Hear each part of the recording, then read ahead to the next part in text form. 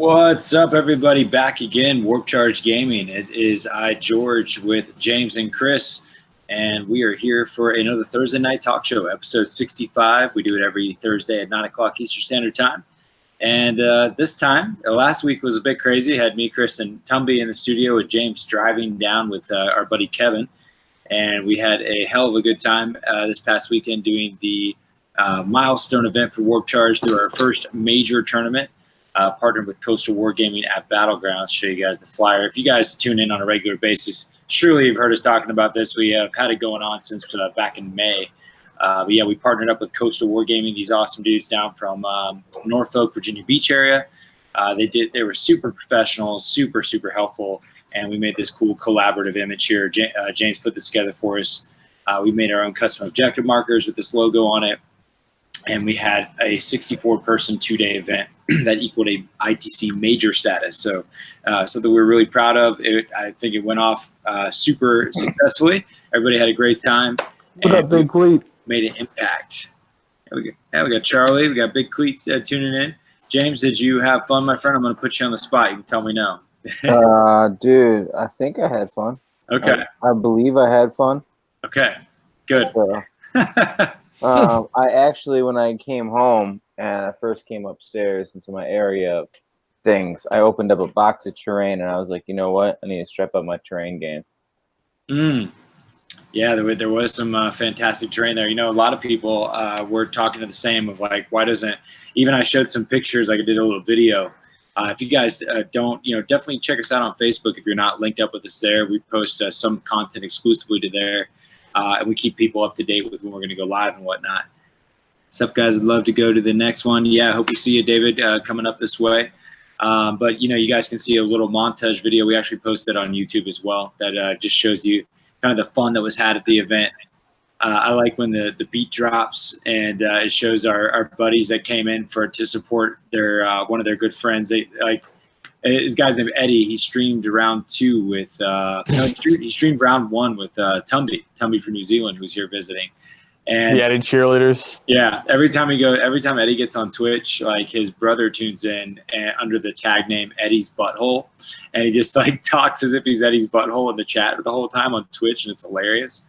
And so then they escalated that, and they came in representing Eddie's Butthole in person, and they had all these random signs they found on the ground and shit, and they were just hooting and hollering and jumping up and down. Caused quite the promotion. So right as the beat drops in the music montage, I have them like jumping around. It's pretty funny. That was a good moment. Yeah, I definitely enjoyed it. I was like, ooh, this is kind of a hot moment in the competition here, guys. You might need to chill it out a little bit. I was like, could Eddie's Butthole's cheerleaders please calm down? It was good. But yeah, man, we had some dope terrain. I might as well just show some pictures. We'll get into a little bit of the right into the action here. So here is a look at some of these beautiful tables that Coastal Wargaming brought down. They put a lot of work in as a community, which was really impressive. I follow them along in their Facebook chats and groups. And they had like project days where they would all get together and they made these ITC official terrain pieces that were all made to match the mats that they got.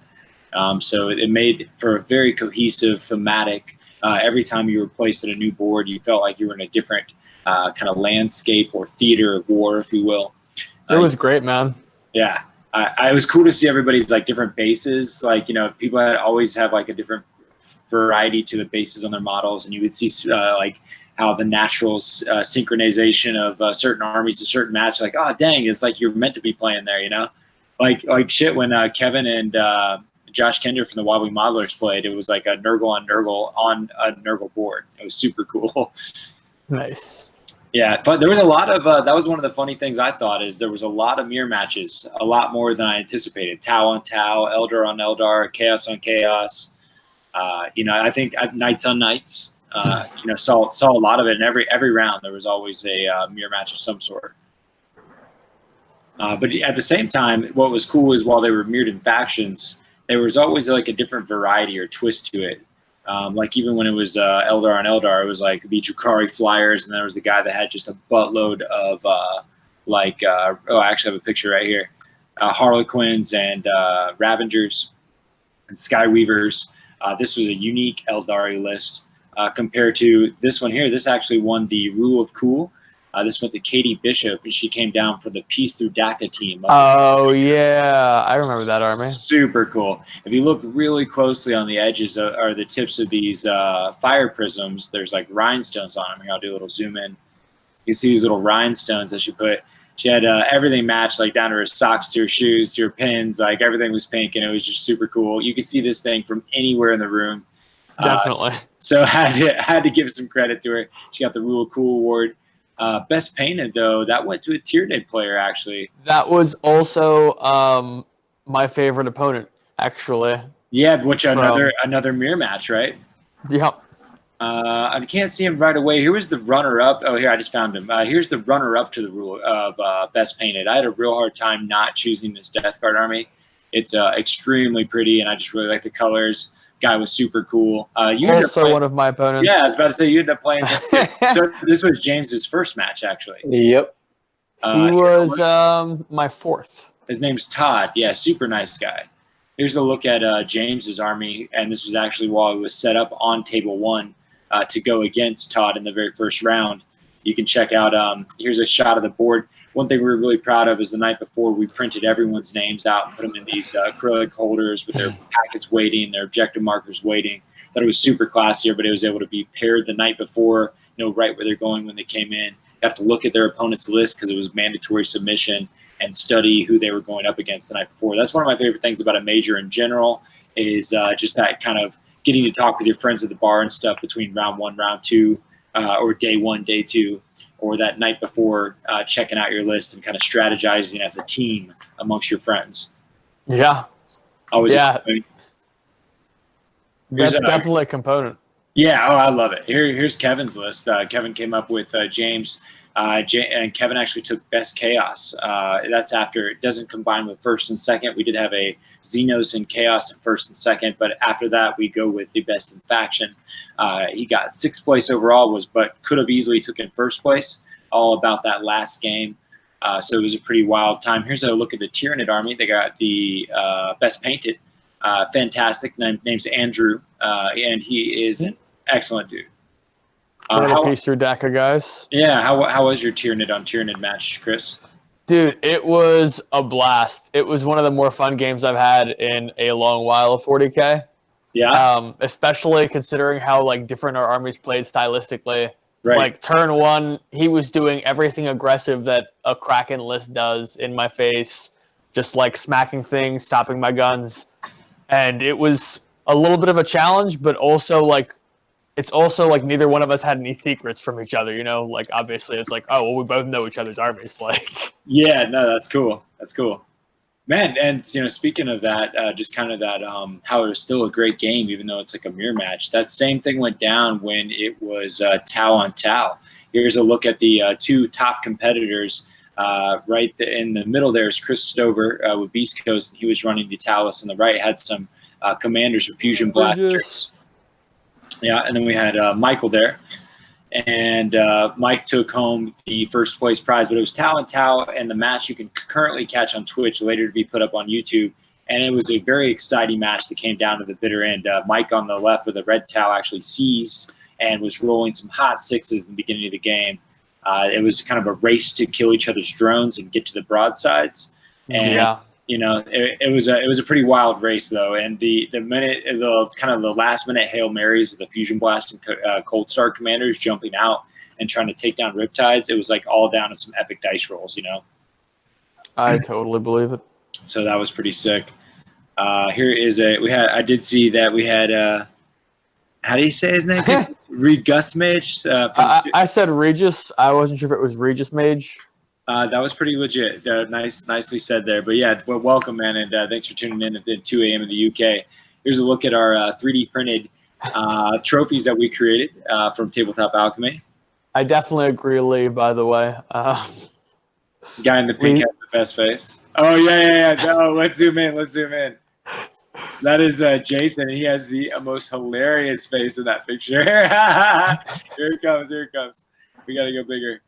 Oh, my God. Those still shots can provide opportunistic humor. We love you, Jason. Oh, that's good. Oh, gotta go one more. Whoop. Yeah, he is. Like, let's go, man. You see Kevin there too. Yep. He's like, die, Flyers, die. Get back, bitch. That is good. Oh, I can't stop. All right. Clear that out. That was good. That escalated quickly. Yep. Here's a look at some Drukari. Beautiful army by our buddy Nate. This is a nice Beast Coast list. Had the kind of the Sea Beam guys, the Decimators, the Morty, the Zangor Bomb. It had some tricks up its sleeve for sure. And that's pretty much the gist. You can just see that we had 32 tables that were all themed out and ITC made, and this is via Coastal Wargaming. These guys are awesome. Dan, Andrew Simmons came up along with them, and they hooked us up with some TOing, and it was awesome to be able to have some partner TOs and really let me make better bat reps for the top tables that we were filming. So that was really cool. He's nailed it one. Oh man, yeah, you got to check it out, man. If you go to our Twitch, it's like Twitch TV / or Warp Charge Gaming / Twitch TV, one of the two. Just search Warp Charge Gaming, and you can see all 5 of the matches that went down at the major. Speaking of tournaments, though, this weekend is another one. Doing an Age of Sigmar tournament this weekend. Looking forward to that. I'm actually going to get to play in it because I partnered TO for this event with my buddy Oscar with Oscar Lars Painting Studios. What's up, Edgar? Yeah, how about them Grey Knights? Nice. But yeah, I'll get to play. I'm going to run my Archeon Zinch list. If you guys remember way back when I was telling you about how when Archeon rolls double 6s on a particular weapon of his, he'll just automatically slay something off the board. And with Zinch, you get the Destiny dice. So you can you can make it so you have double 6s. Banked die. Yeah, make it happen. Plus using Fate Weaver to turn any dice roll into whatever result you want at one point during the game. So I'm basically going to bring a bunch of horrors that split for free with no reinforcement points being required, and try to auto slay some stuff with Archeon. So looking forward to that. It's gonna be fun. Sounds like you're cheating. Yeah, it's practically cheating. I love it. After I definitely was in not a I've been playing the same list a lot. With the demons and whatnot. When after Tumby came down and we sat there and tried to tweak out these competitive lists for him, I got kind of bit by trying to just kind of soup up, taking the best from your, it's like if you're Chaos, if you're Eldari, if you're Imperium, you can kind of pick and choose within inside of that category to try to put forth the most efficient and optimized list to deal with the problems that exist within the meta, whether that's Horde or toughness 7, toughness 8, Knights, Alpha Striking, Flyers, Tau. These are all like problems that have their own certain kind of fixes to them, and trying to create a list that can handle all those things and kind of addressing each one of those. So I've been kind of bit by that, and I'm trying to play around with that with the demons right now. I'm a kind of a sucker for the you can't fall back mechanic, even though I'm having a hard time right now in a list. Like if I fit, I have everything that I want to deal with the problems, but I still want to use the contorted epitome and that can't fall back mechanic. But it's like kind of trying to squeeze in that one extra thing. You can't kind of have it all, and it's about making those tough choices about what can you take. Dude, I know exactly what you're talking about. Yeah. Yeah, because we're trying to get ready for the Nova Open Trios now. Here is our team, the 3 of us. And James is trying to be Khorne. In his 2,000 point list, he has that settled up, and it's pure Khorne. That's how all of it ties together as far as the keyword that brings it all together. But in the 1,000 point list, it must be of the same faction as what your 2,000 point list. And so that making a 1,000 point Khorne list is pretty challenging. Yes, because even though I'm using like Chaos Space Marines and Demons, what ties it together is the Khorne, so I can't just take a Chaos Space Marine list or just a Demons list in my 1,000 points to support these guys. I have to bring something Khorne, and it's very CP hungry, and at 1,000 points, it makes it very, very difficult. It's super CP hungry. What's up, Shadizo? Yo, there's always, James, like we could always go with you running the the Bloodletter Bomb with Scarbrand. that was something that we have and that we've been considering. I think with the amount of bloodletters you and I have between us, we could create that situation. Oh, definitely. It's just a matter of CP.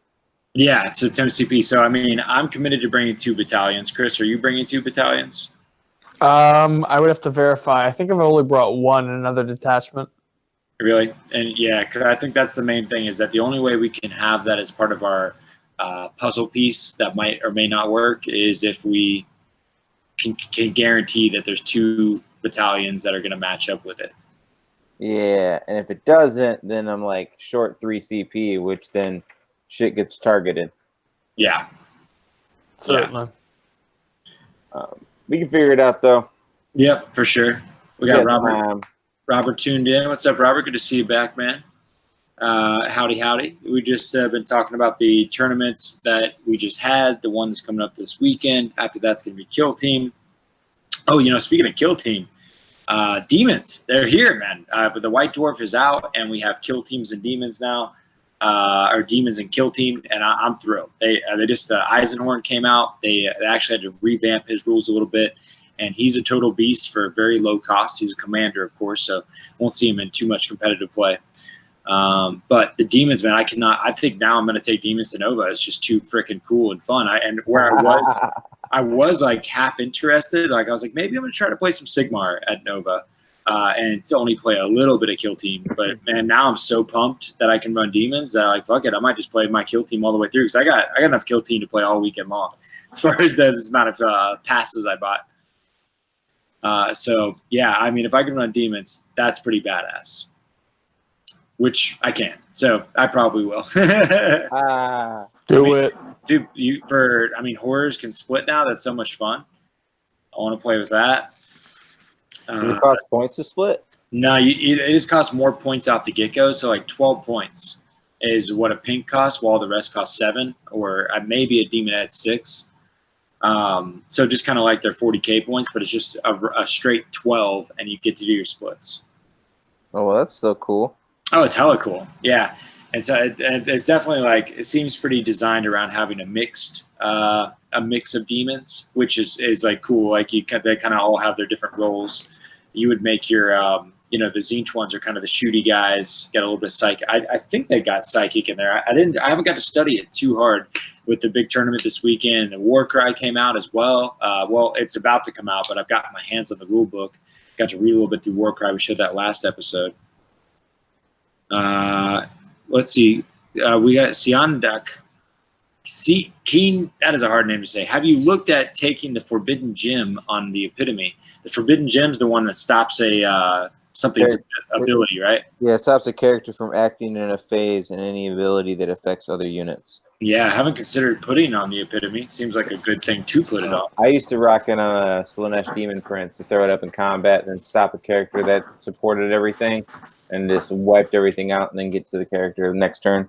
Yeah, I remember you doing that. That was some good sauce, especially back when with Magnus and whatnot. Oh, dude, and it's great now with these character knights if they're set up all shooting and you just turn them off for a shooting phase.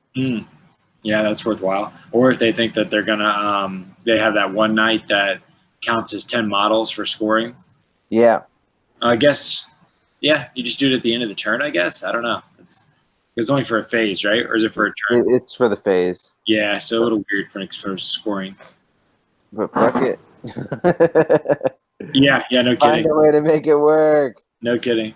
Charlie asked, what do we think of Warcry? I don't think any of us gave it a good look. The biggest, the models look cool. The board looks cool. The box, compared to the Apocalypse box, the Warcry box is substantially a higher value. Now, granted that it's like $170 versus 100, but you easily spend $170 just to get integrated into Apocalypse, and you get so much more with the Warcry when it comes to how many models you get, how beautiful the models are. That they give you the dice, they give you the cards, they give you the board, they give you a ton of terrain. It's a very good value, and the book is super nice, very classy, very rich in pictures and detail. It didn't seem like a half-ass thing at all. Dude, I have a lot of praise to say about that kit because you showed it to me while I was there. I opened it up, looked at these models, looked at the terrain, and you straight up have everything for a full game. Like you paint it all together, you throw it on a coffee table, and you don't need to play any other game system. Like this could be your game. Like and it's all $170. So like, dude, if I didn't play other like war games, I'd probably pick it up right away. But I think it's something I might pick up like down the line, just to like paint really nicely, put it in a display case, and play every now and then with people that aren't into miniature games, just to get them into miniature games. Yeah. No, it really looks fantastic. But I think that's part of my disappointment, though, out the gates, is that I can't just kind of plug and play into it, because right now the models that we have they do not have rules. They did a kind of a Necromunda-like take, and they made these war bands that only exist within inside the game, even though it's inside of the realm of Sigmar. So far I'm a little disappointed because I can't get like into Skaven or into any of these different factions with just a small warband force. I'm like literally only buying models for Warcry itself. So I'm in between the enjoyment factor, and then I'm also not sure or trustworthy of how they're going to do the card situation. And I would be aggravated if they did it like the cards are like Shadespire, because I definitely got out of Shadespire because of the card situation. And I definitely stay in Kill Team because it doesn't do that. So I want it to be more like Kill Team in the fact that I can use the models that I already have / that already exist inside of the big game, and I want I don't want to have to be chasing rules through cards by buying expansions and shit. I don't want this pay to play constantly creeping at you.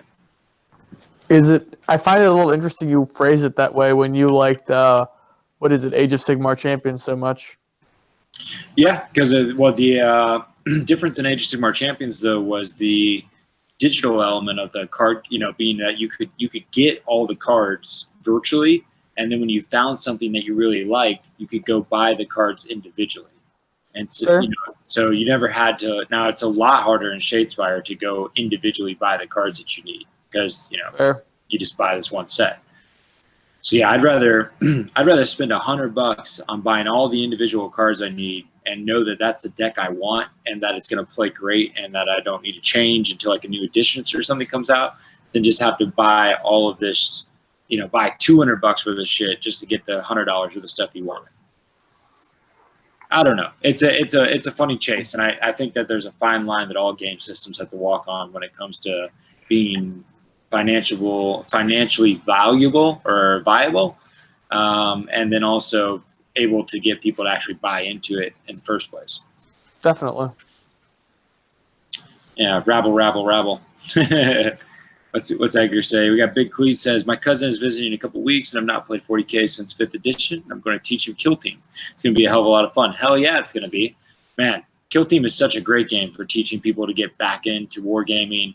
Like I did a big, I forgot where I went, but there was I went to a wedding, and it was like we were like it was like a weekend stay away thing, and there was a buddy there that has been wanting to play miniature games, and like, hey George, talk to me about it. All I had to do was just pack a Kill Team set, and we could have easily had a good ass time play some Kill Team with a very low commitment of time and space and effort.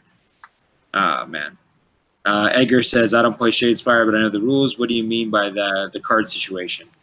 So when Shadespire came out, I bought the entire collection of Shadespire. James helped me paint a lot of it. I got all the cards. So I had every single faction, all the cards. That's season 1 or whatever. And that was when it was called Shadespire. And then it went to Nightvolt. And when Nightvolt came out, the Eye of Nine and all these additional cards, that was like, okay, there was a power creep, and basically cards in the new edition that if I wanted my deck to be viable anymore, I had to buy into getting more cards to play more competitively.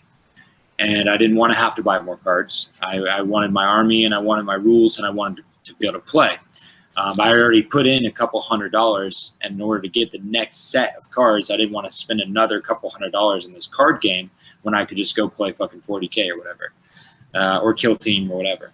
And that creep continues to happen where a new faction comes out, and it's not really a choice whether you like them or not. There's a set of cards that you need to get that comes with them, so you end up having to buy. They come with universal cards you can use. Yeah, and really, it killed my soul most whenever they then they came out with the FAQ and the banned card list. There's a good number of restricted and banned cards, and granted that it was probably for the health of the game, but it also meant that shit that we've already owned was now less effective, and it required you to buy more. Shadizo, you should play Tyranids. No, Shadiza's gonna play Corn. Yeah, well, he's thinking demons or Thousand Suns, so he's on the right track. As long as it's chaos, good moves. Corn. Wife gave me a green light to start a new army. I'm thinking demons or Thousand Suns. Thoughts on which one to go with? Well, the only thing I care, I mean, granted, Zangors are great. Zangors are amazing.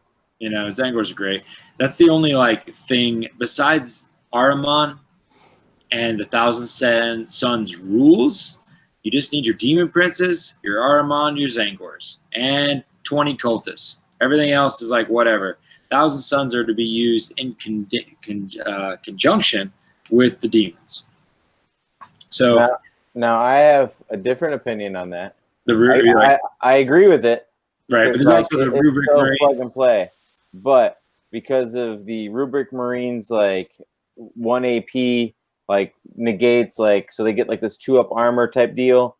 That's pretty awesome. The Vortex Beast for 150 points can soup up Zangor, so nasty. The Zangor Shaman is only 90 points, gives you a psychic power, moves 12 inches, and gives your Zangors +1 to hit. There's a lot of tools if you stay pure Thousand Suns. It's just most people don't do it because demons have Plague Bearers that are just the best screen in the world, which then allows you to take your nicely pointed things that they already own and do well with them, like the Thousand Suns Demon Princes that have now 2 powers and a 4-up invul and don't have a negative to smite. So, yeah, it's just not very commonplace to see pure Thousand Suns. I would definitely respect somebody for doing it. But the Terminators and stuff, when it comes to point efficiency, when you're allowed to pick from the whole toolbox of chaos by going with chaos, you're going to find that there's other things that can do better than other things that are just inside the Thousand Suns book. But, a good player can make, a lot of units that seemed mediocre come out right if you assign the right roles and react accordingly to your opponent with the stuff that you bring to the table. So yeah, I like to. I would respect pure Thousand Suns for sure. The Vortex Beasts are dope. Dude, they're so good. I've seen somebody run a couple of them, and I was like, man, not only are they effective in the game, but they also look badass. And looking cool is pretty big part of it. It's when you play, you get in a band when you're younger. It's because you want the babes, So make sure you got a cool looking army, and I'm sure you'll get all the ladies. True story. Hey, I'm gonna watch your APOC game tomorrow at work. Any notable comments I should watch out for? I have to kind of hide my YouTube tab, but can listen the whole time. I'm glad you're gonna check it out, Big Cleat. Chris and I, we really tried to take a giant bite out of APOC in that game. I edited the first 2 hours to really be digestible, but it's going to be a long one after that. luckily after the first couple hours, we were in a pretty good flow, and I edited through most of the hurdles we had over some rules or whatnot. I will warn you, it is only 3 turns long, and we have to talk out the rest of the game because we played for about 8 hours. So that 6-hour video, it was actually about a 9-hour segment of time condensed into those 6 hours. So could have been longer.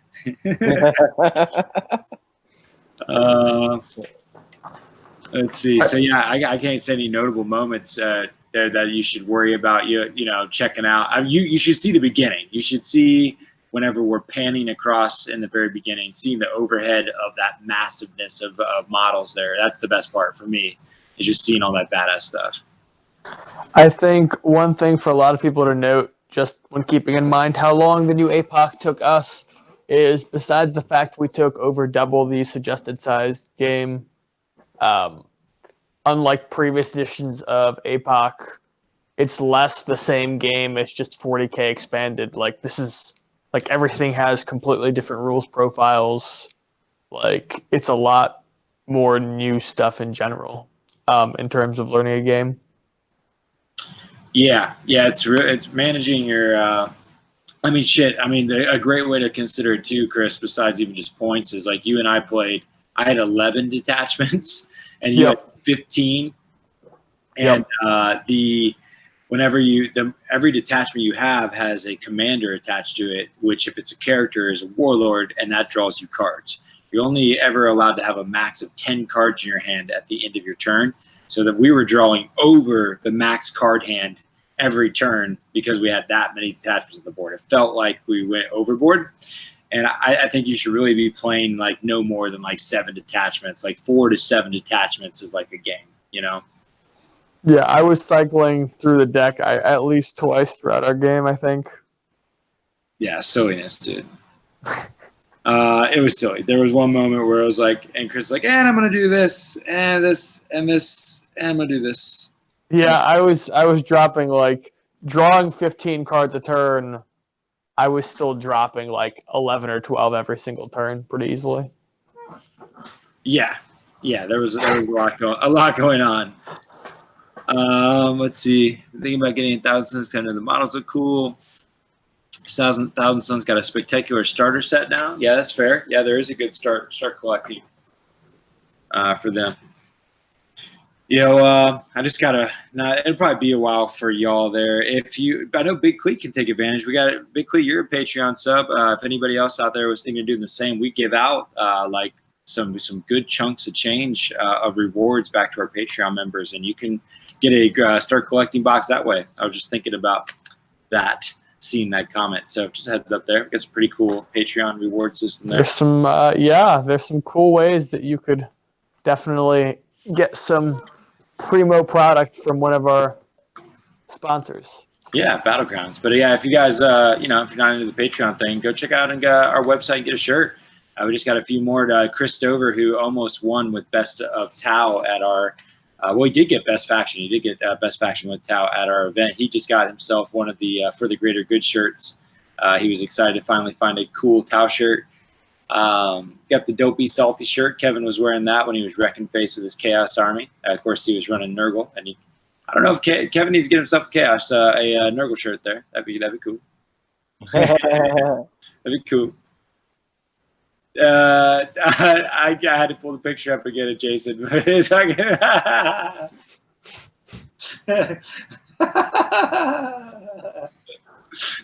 was good. Sorry, guys. Having a lot of fun, huh? That picture cracks me up, man. It's good. Nice little backdrop. So I'm running out of my thoughts, man. But you guys got to pick me up here. I've been rambling. Jasper's asking if we're going to be doing Warcry at all. Are we going to do Warcry? I would like to say yes. Yes. Yes. I think the answer is yes. There's a lot of people excited about it. I mean, you have the box set. That's true. So I would imagine that being a yes. Yeah. Somebody said we gotta make a Jason shirt. We gotta take that picture, just put it on a shirt, and be like, get wrecked. That's awesome, should do so. Yeah, that is cool. Oh, nice. They're like, do you want to stop that? And he just points to his shirt. Hilarious. Yeah, that's fantastic. Let's see. So, what else, James? What are you getting into this week, James? Any tournaments you're going to? You say you're going to do a tournament with Matt Orcs? Yeah, that's in September.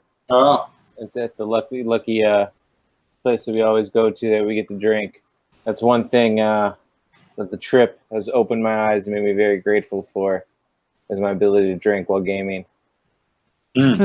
Yeah, and we're gonna do some Thousand Suns with Orcs. It's gonna be fun. Yeah, that sounds like a good time. 1,000 Suns and Orcs.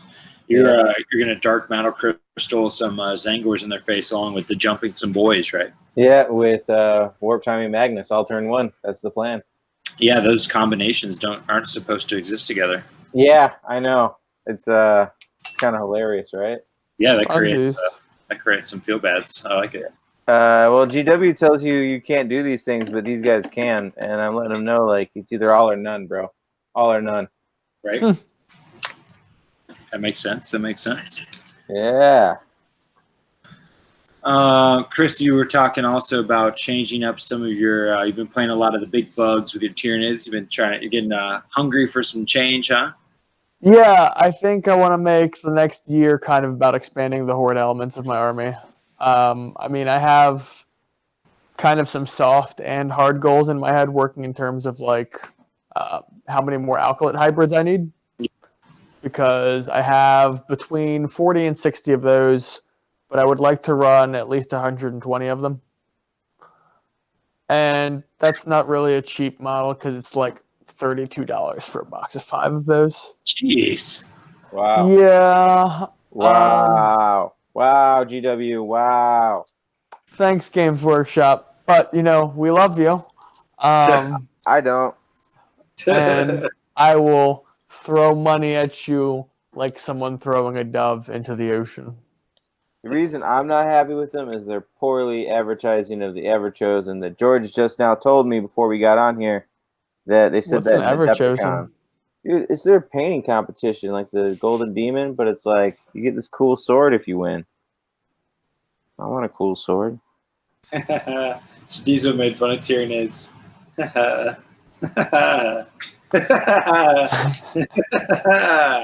Yeah, take that. Nice one, dude. Take that, Chris. I haven't even received my burn yet. Hold on, wait. Shot fired, bitch. Oh, damn. Ouch. I want to know if there's anyone entering the Everchosen that's here tonight. That's a good question. Yeah. I like it, Mike. Yeah, anybody out there gonna participate in the Ever-Chosen competition? James has been slacking. He went to Adepticon's GW preview event, but he must have been sleeping because that's where they announced that there would be the Ever-Chosen GW painting contest. Yeah, but they didn't tell you when or what or rules or anything. Well, that's true. Yeah. So, yeah, I just found out that it's happening Saturday, and I don't have any special model painted for it. I'm kind of bummed about it. Oh, are you going to do anything? You paint something by Saturday? Dude, I don't think that's possible, bro. Can't you just submit something you've already painted? I don't know the rules, man. Honestly, I don't know the rules. To answer your question, site, and I don't even know what they're trying to say. It's not English enough for me. It's too weird English. Charlie, those were not all of my big bugs. I also have a Harridan, but he apparently needs some TLC before he can be rejoining the battlefield. Yeah, next time. We're going to do another APOC game, and we're not going to take a bazillion hours. No, you guys are going to take a bazillion in 2 hours. It's going to be great. Oh. I think I don't know. Like, I killed a lot of the Gaunts. You killed the hell out of some Gaunts, man. I think that game goes extra long if you don't kill the little stuff first. Like, kill all the little things just to get to those big guys. Really speeds it up. Yep. Your entire average W. Yeah, exactly, Jasper, exactly. I've done well with Tyranids and kill teams, so while I do like the banter, I'm just saying Nids are at least decent. Yeah, they're at least decent. Nids are terrible. What are you talking? No, I'm kidding. I like bugs. I could not complain. Tyranids beat Tyranids when Chris plays them. Often enough, man. I mean, I lost to what I thought. Like, I can be completely honest about the Warp Charge Gaming event we recently had. When I saw my pairings the Friday night before and saw that my opponent was bringing a chunk of Grey Knights, I was like, "Oh, great! I've got myself a nice plump seal that I can club and get a nice win game one." And then And then I played really bad. My opponent was good. Like, it wasn't like the Grey Knight's element that was really solid in his army. Like, he came with some tricks, and on top of it, I played bad. And just smack was not good. But less feel badsies / more feel badsies. He actually was who knocked Kevin out of the standing for third going into day 2 with that Grey Knights list. So, like, obviously he was a more competent opponent, though I was rooting for Kevin to win, honestly. Yeah. Yeah. No, I feel you should do that. Shizuo relented. He says he does like Tyranids. He just felt like giving you crap. Yeah. Give him Listen, more man. crap. So the, Death Watch, I'd say that some of the Death Watch stratagems and whatnot was coming into play. Not really much, but there was I had quite a few different rule questions at the events that had to be attacked or figured out. Most of them were easy, but a few of them took some checking out. Like I know there was a big one I got kind of passionate about over Overwatch and shooting Overwatch with models that do not have line of sight. If you There have was a weapon, the Auspex question, which was the targeting characters that are deep striking, even if there are closer models. right? There was that one as well. Yeah, and that was to say, I luckily I had called that one intuitively correct, but then when I got to the table with the proof, then I realized that that stratagem or that FAQ was not even worded in the way that I thought it was, and then I had to go to the next FAQ down and be like, oh, I was right. Yeah. No, I recall that. That was silly. Yeah, there was some silly stuff like the Death Watch have an ability that when it's shot with marker lights by Tau, the moment it's hit by a marker light, it has the option to immediately remove the marker lights. And this was a pretty heated dispute at one moment. So the Death Watch player gets hit with the marker lights. The Tau player says, would you like to immediately remove it? Death Watch player says no. And then the Tau player uses stratagems to, now that the immediately portion of things has taken place, to marker light uplink those and create D3 plus 1 more, as well as use the Sakia stratagem that creates marker lights on everything within 6 inches. So the Tau player is like, what the, how does this work when this card says immediately? And then I don't, and then now he's trying to stack stratagems. Trying to get kind of like the magic order of operations where like instant and like a stack of like abilities on each other. Yeah, those weird FAQs that you're like, that never seems like it's going to happen, where like it never has happened to you, where things like stack on top of each other. There was a few of those moments that had to be figured upon. I had that game one as well with the Grey Knight stratagem and Tyranids Krennis stratagem. Yeah, what was that? They doubled up on each other? That was basically whoever used the stratagem second got it off, but both players would spend their CP. Yeah. Yeah, tricky stuff. The the FAQs, and there's a lot of tricky waters there to navigate with all the rules. It was nice to have a partner TO to be able to kind of bounce ideas back off of and whatnot. It was definitely an enjoyable experience. Damn Tau players, they always cheat. They can go after themselves in their fish face. Always. Oh, shots fired. Why doesn't anybody bring bug spray against Tyranids? Yeah. That could have been really effective at my last table where it was just Tyranids on Tyranids. Yeah. I watched the game. It was one of Tumby's games. It wasn't until the bottom of turn 4 that a model died. That was pretty wild. Yeah. That doesn't sound good for Tumby. Well, he lost that game. Oof. And it was against your Tyranid opponent. Oh, really? Yeah. Yeah, that makes sense. Oh, yeah. Now I remember. Yeah, the guy that got best painted Andrew with his Tyranids. He had played Tyranids a lot amongst his friends, or he played Tau a lot as an opponent. So when he went against Tumby's Tau, they just kept passing turn to each other. He like parked himself out of all the range of his guns, including if he mocked COD with his Tau.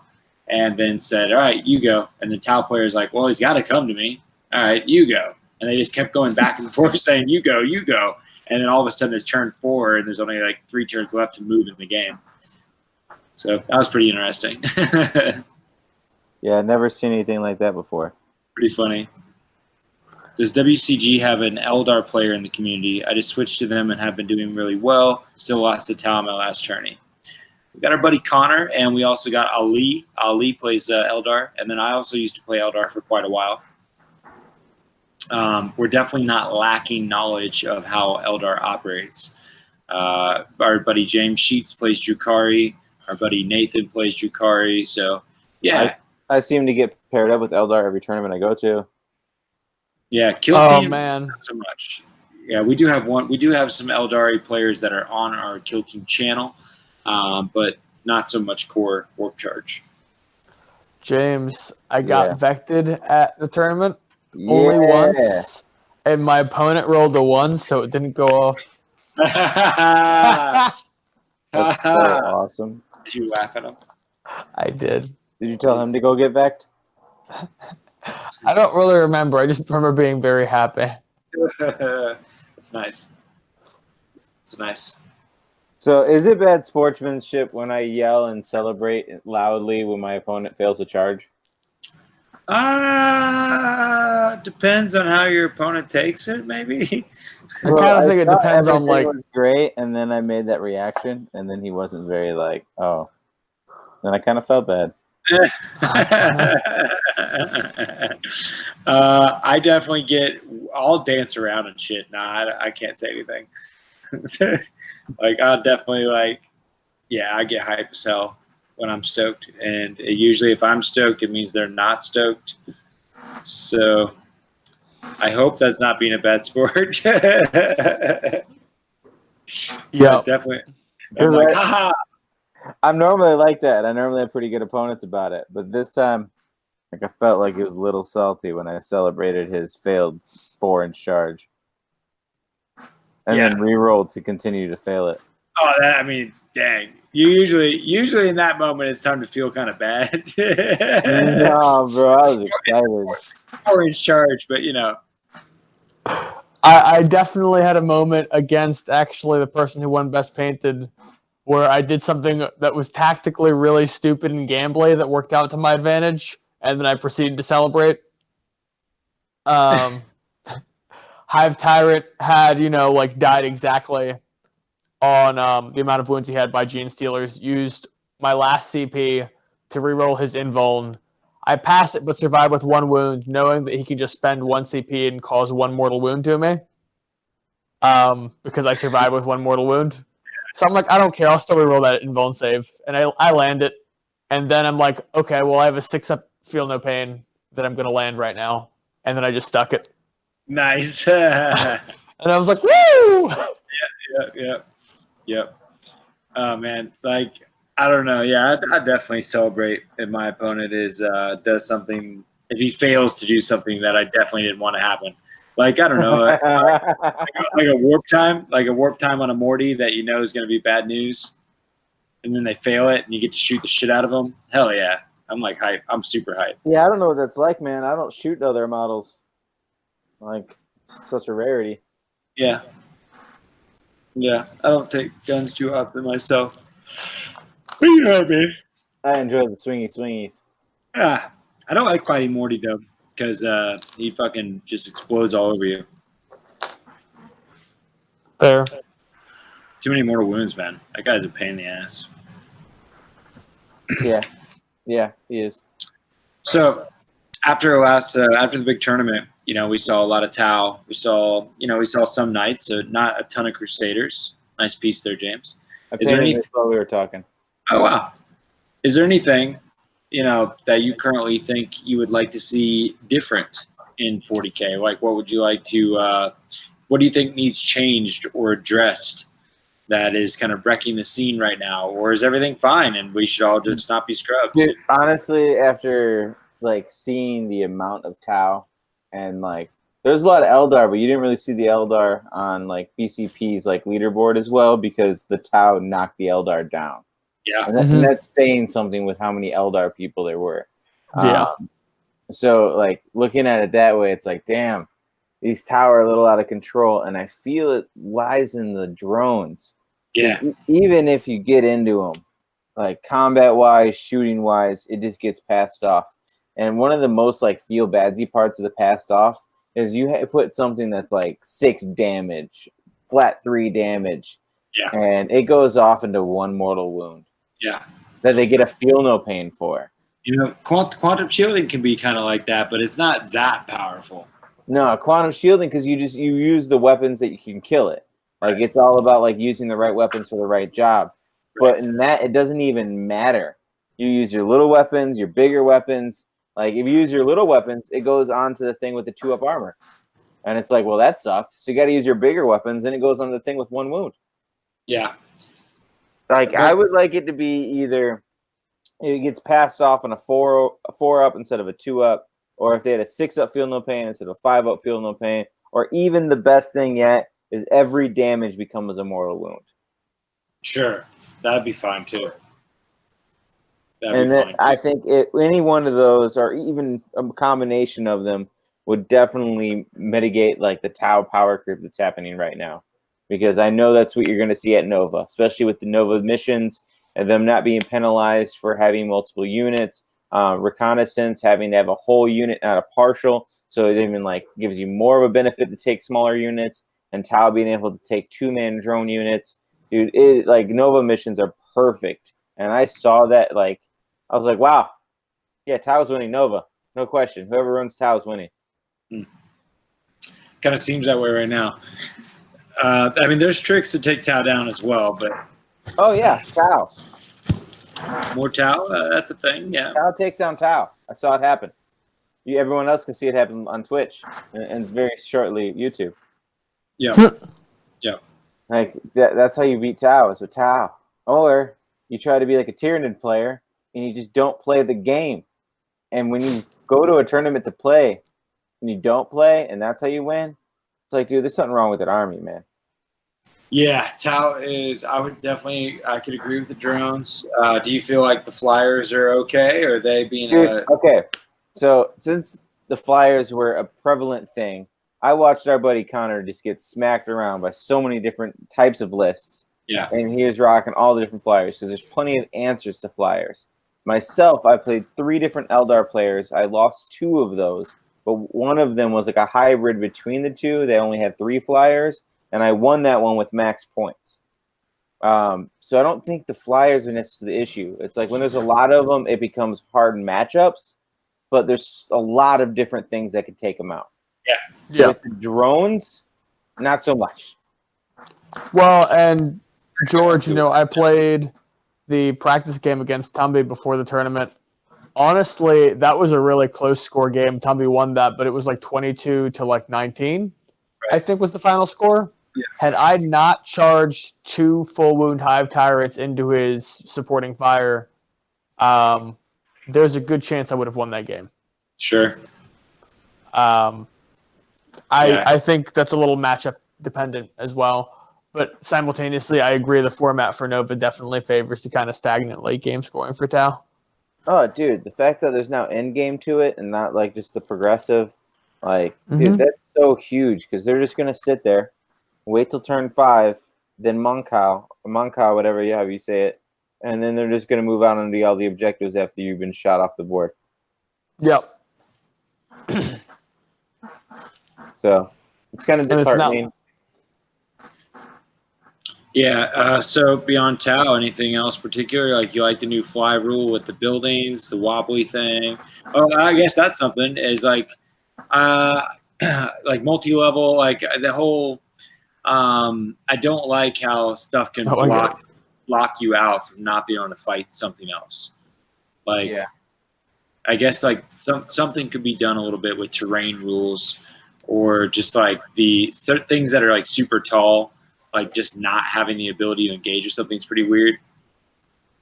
I think that like if they made it so that any part of the model, like if you have a giant Primarch that stands the size of a 2-story building, I want it to be able to swing on the second floor. It doesn't need to be able to get up there, but it feels weird when things can be right next to each other and not engage.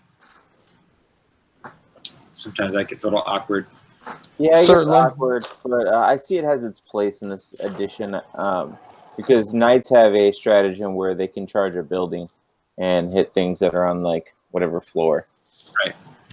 And that's a kind of cool stratagem because it gives you like extra inches because you just have to be so far from the building and then you get so many inches up. So it doesn't even matter how close you are to the model. So that's kind of cool. But when you do have like flying monstrous creatures that can't get to that stuff, it's not cool. But because they have the fly keyword, they can get up there. I think the ones that are really kind of shit out of luck is the demon princes without wings, the hive tyrants without wings, the trigons, all those things. They're shit out of luck. Yay, luck. Anything for you, Chris, that's like, besides, we talked a little bit about drones, you got flyers, you got a little bit about terrain, anything else that pokes at you like, I don't know if this is the best it could be? What about like turn 1 deep strikes, turn 2 deep strikes? I feel like in the interest of the game remaining healthy, there's definitely tweaks that need to be made, but nothing that is a result of this event that like leap out at me. Dude, I think they need to bring back turn 1 charges for everybody. Personally, I know it sounds crazy, but after playing Gene Stealer Cult and going against blips, and I'm an army designed to run across the board fast enough for turn 1 charges, I was like, wow. So I can't even move within 9 inches of these things. So Yep. This kind of sucks. Like, I want to see more people be able to like build their armies and then have that counter matchup of Gene Stealer Cult and be like, oh man. I don't disagree with you. I think that would be a really cool dynamic for the game.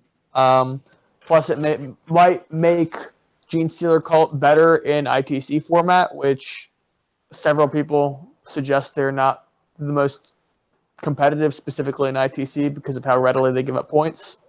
Yeah, I'm not super. I mean, like in Age of Sigmar, turn 1 charges are very a thing. There's not much restriction to it at all from happening in turn 1. So like I'm about it. I like when everybody has access to kind of the same tools like that. I don't know, makes your screen game a lot more on point. There's definitely a thrill to the deep strike. Dude, that was one of the funniest things I was being told as advice for playing Gene Stealer Cult. Because I've never played Gene Stealer Cult before this tournament. And I was like, hey, so what should I kind of expect? Like, I've heard all their tricks and I've read through their codex, but like I haven't seen it on paper. What really do I need to do? And it's like screen. Like, I don't have a screen. And everyone I asked was like, just screen really well. Like, I don't have a screen. Screen really well. I don't have a screen. So it was very interesting playing them and realizing you don't need a screen. You don't. You just need to prepare for the counter charge. Like, that was a big thing, is I was making sure that wherever they were going to give up, like, it was going to be tough to take down, and then I had multiple things that could reach anywhere around it after it took it down. Like, I was just making sure that, like, if they were going to spread their forces to then charge everything, that I was going to be able to interrupt and whoop some ass. Like, that's what I was looking for, that counter charge of, I'm going to interrupt. I'm just waiting to interrupt. Yeah. And it worked out for me because my next turn I was able to hit a lot harder. So granted, he gave me first turn, but it was like second turn was really my first turn. It was interesting. I like that dynamic of an army. It was it gave me as an opponent like a different look. That it wasn't like, oh, some flyers, some guns. Oh, you're close combat too. It was like something new, something different. And I like different flavor. Chicken Bone. He's asking where he needs to move to find people that are excited about tiny plastic death machines. Obviously, that's Richmond, Virginia. Come on over, buddy. Or you can go hang out with James and his crew. They get to drink when they play 40K. Yeah, man. You just got to come down south. I know you're up towards Green Bay. If you can travel down to the old border, we could definitely show you a good time with all the death machines. That's right. Yeah, we need some more Love, Death, and Robots, man. I want more of that action. Shit ruled. But yeah, we're reaching that hour mark as our topics get slim and our minds get numb here. I hope you guys have enjoyed hanging out with us. We had a lot of talk about our Battle in the Warp First Crusade major tournament. This weekend, we're going to be doing another tournament at Battlegrounds, home base for Warp Charge, and it's going to be Age of Sigmar. You can catch the stream on Saturday.